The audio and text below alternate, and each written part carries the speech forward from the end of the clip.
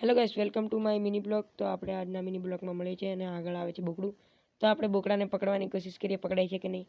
તો ગાઈસ, આ તો આપણા હાથમાં આવી ગયું અને આગળ છે લીંબી। તો હું તમને લીંબુ બતાવું કેવું લીંબુ લાગેલું છે। તો જો ગાઈસ, આ નાના નાના હમણાં લીંબુ છે, તો મોટા થઈ જશે થોડી વારમાં।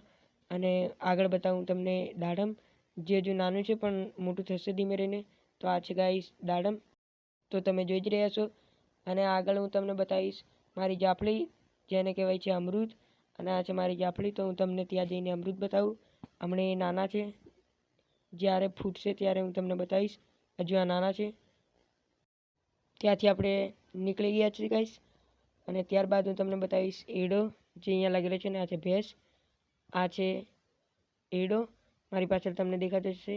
અને આ છે આપણું ઘર, એકદમ સરસ મજાનું વિલેજ। અને ગાઈસ, અમારા કપડાં સુકાય છે, જે હું સ્કૂલમાં પહેરીને જાઉં છું।